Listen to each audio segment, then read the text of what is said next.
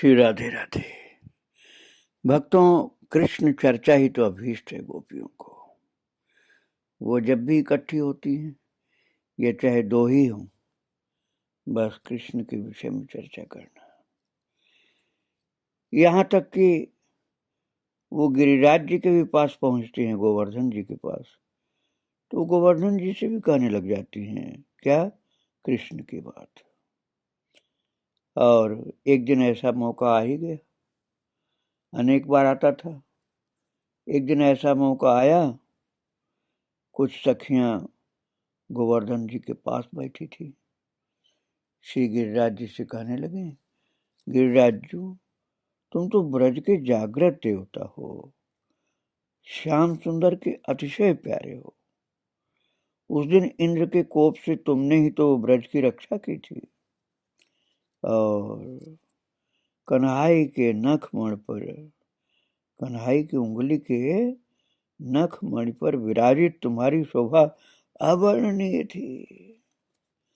और अमरावती पत्र इंद्र जो है, वो अपना समूह लेकर के रह गया, तुम्हारे आगे एक न चली उसकी। जिस दिन तुम्हारी पूजा हुई, श्याम सुंदर कह रहे थे, ये हमारा मनोरथ पूर्ण करने वाला साक्षात जागृत देवता है, इनसे जो भी मांगोगे मिलेगा। गिरिराज जी, तुमने तो डूबते ब्रज की रक्षा की, गायों को चारा पानी और हमको निवास दिया। आज मैं तुम्हारी शरण आई हूं, मेरे मन की अभिलाषा भी पूरी करो प्रभु। घर बाहर सभी कहने लगे हैं, माधवी अब बड़ी हो गई है, इसका विवाह आवश्यक है। सुन सुनकर कलेजे में शूल से चुभ जाती है, अपना दुख कहूं किससे। बाबा जब आसपास के खेड़े और ब्रज के छोरों की चर्चा मैया से करते हैं, तो मेरी आंखों के आगे अंधेरा सा छा जाता है, हाथ का काम बिगड़ जाता है और मैया की डांट खानी पड़ती है, कुछ समझ में नहीं आता। गिरिराज जी महाराज, तुम तो अंतर्यामी हो, सबके मन की जानते हो। वे ब्रज युवराज हैं और मैं साधारण गोप कन्या हूँ। अब मैं उनकी बराबरी की कहाँ हूँ, बहुत बड़े, मैं तो बहुत छोटे। हमारे महाराज श्री वृषभान राय की लली से सगाई हुई उनकी, सो वे कहाँ और मैं कहाँ। किंतु क्या करूं महाराज, मैंने तो ऐसी बात कभी स्वप्न में भी नहीं सोची। मैं अपना रूप स्वरूप भी जानती हूँ, किसी भी तरह उनके योग्य, उनकी चरण रज के योग्य भी अपने को नहीं पाती। पर ये मन हमारा मानता नहीं, बहुत ही विचित्र है मेरा मन। अपनी ही बात तो नहीं, इस ब्रज में न जाने कितने प्राणी तरस रहे हैं। कल इसी समय मन की विकलता से घबरा करके यहाँ चली आई, तो देखा एक भील किशोरी, आहा, उसके प्रेम का क्या वर्णन करूं महाराज। दूब पर हाथ फेर फेर कर हृदय से लगा रही थी। मेरी समझ में नहीं आया, तो धीरे धीरे चलकर उसके समीप पहुंची। पूछा, क्यों सखी, क्या कर रही है, ये दूब घास पर हाथ फेर रही। वो चौंक करके खड़ी हो गई। उसे भागने की तैयारी करते देख हाथ पकड़कर पुनः पूछा, तो उसके नेत्रों से दो धाराएं बहकर उसके वक्षस्थल को भिगोने लगी। बहुत धीरे दिलाने पर अटक अटक कर बोली, आपके वह सांवरे कुंवर वाकी चरण रज है, यहाँ इस घास पर। हिलकियों के मध्य टूटे शब्द उसकी सारी मनोव्यथा स्पष्ट कर गए। एक ही रोग के दो रोगी मिले, तो फिर जात पात, ऊंच नीच और अपने प्राण, ये एक जैसे हो गए ना। और मुंह से निकला, तू धन्य है सखी, कह करके मैं उससे लिपट गई। दोनों खूब रो धो करके अपने अपने घर गई। गिरिराज जी, ऐसी कृपा करो कि मैं छोरी ही बने रहूं। मैया बाबा के मन में मेरे बड़े होने का ज्ञान कभी न आवे, जिससे कन्हैया की संगति मेरी न छूट जाए, कहीं जाना न पड़े, ससुराल आदि की झंझट न आवे। श्याम सुंदर की बात तो बहुत दूर है, पर श्री किशोरी जी तो हमारी राजकुमारी हैं। किशोरी जी के बिना हम कैसे रह पाएंगे। किशोरी जी की चरण सेवा हमें प्राप्त हो जाए, बस व्याह मुझे कुछ नहीं करना। किशोरी जी की सेवा के मिस मुझे श्याम सुंदर के भी दर्शन मिलेंगे, क्योंकि किशोरी जी के पास मैं रहूंगी तो वो भी मुझे दिखलाई पड़ जाएंगे, दर्शन दे जाएंगे, जन्म सफल हो जाएगा। और महाराज फिर वो कहने लगे, नहीं तो शीशक शीशक करके मरना पड़ेगा। सखियों से सुना है वे केवल मन का उजला देखते हैं, तन का नहीं, किंतु मेरे तो विधाता ही दक्षिण हो गया है। तन तो काला दिया है, मन पोतने को भी उसे तनिक सी खड़िया नहीं मिली, और मन भी काला है। हृदय में थोड़ा प्रेम होता, मैं धन्य धन्य हो गई होती। क्या करूं महाराज, तुम ही दया करके थोड़ा सा प्रेम दान दे दो, और इस समय तो जैसे भी हो इन त्रिषित दिगों को तरसते तरसते हृदय को उनके दर्शन करा दो ना। श्याम सुंदर कहाँ हैं, किस ओर गए हैं, बता दो गिरिराज जी। कहाँ है कांजू, ही की पीर अब सही नहीं जाती है गिरिराज जी, गोवर्धन जी। अरे तब तक गोपी के मुंह से निकला, है कहाँ बजी ये बंसी, आ रे अब आगे, दौड़ा मारा तूने मुझको, कहाँ बजी, कितनी दूर से आवाज आई, अब कहाँ जाऊं, किससे पूछूं कि श्याम सुंदर कहाँ है। अब चला नहीं जाता, हाय मन तुझे क्या करूं, मैं बहुत अभागी हूं, मैं कन्हैया की बंसी के पास भी नहीं पहुंच पा रही हूं, और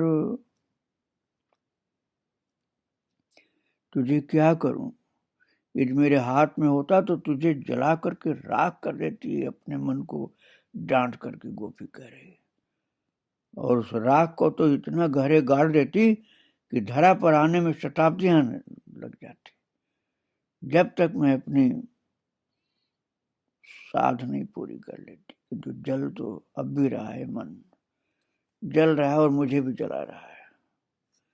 ये शिला बड़ी चिकनी है ना, बैठ लूं थोड़ी देर, नहीं लेट ही जाऊं।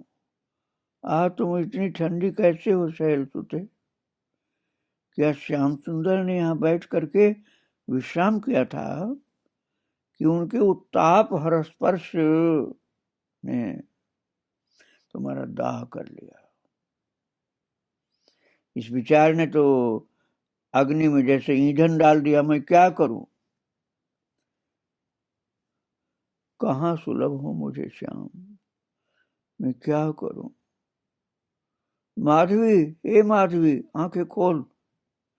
अरे ये कौन पुकार रहा है मुझे, ये कौन पुकार रहा है, ये मीठा स्वर किसका है, होगा कोई, मुझे क्या है। तब तक फिर बोली मधुर मीठी सी सरस आवाज आई, अरे नेत्र तो खोल माधवी, नेत्र उघाड़।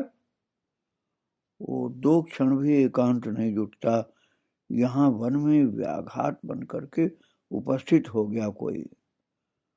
मेरा मन तो कन्हैया में लगा, न जाने कौन बीच में आ गया, लेकिन ये तो बड़ा मीठा स्वर है, क्या काम है मुझसे, थक गई हूं, पड़ी रहने दो मुझको। फिर मीठी सी आवाज आई, मेरा एक काम कर देगी, सबके कार्य करने को एक माधवी ही रह गई है क्या, किंतु माधवी से कोई नहीं पूछता कि क्या काम है तेरा। तब तक बोल उठी, हाँ हाँ काम है, और मीठी सी आवाज आई, क्या काम है तेरा, कह मैं कर दूंगा। अपना कार्य तो होता नहीं, तो यहाँ वन में माधवी को ढूंढने चले आए हो और मेरा काम कर दोगे। किंतु रहने दो, मेरा काम किसी से होने वाला नहीं है। तुम अपनी कहो, मुझसे उठा नहीं जाता, तुम कार्य बताओ। फिर मीठी सी आवाज आई, ले मैं उठा देता हूं। अरे ये कितना दिव्य स्पर्श! देह में सिहरन सी दौड़ गई, नेत्र अपने आप उघड़ गए। अरे मैं लाज भूल गई। दोनों चरणों में भुजाओं के वेष्टन दे चरणों पर सिर रख दिया। अश्रु प्रवाह उनका प्रक्षालन करने लगे।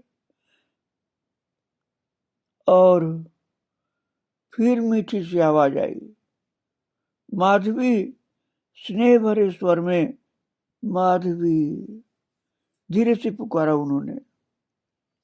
और फिर तो मेरे भूल उठित केश पास बांध दिए।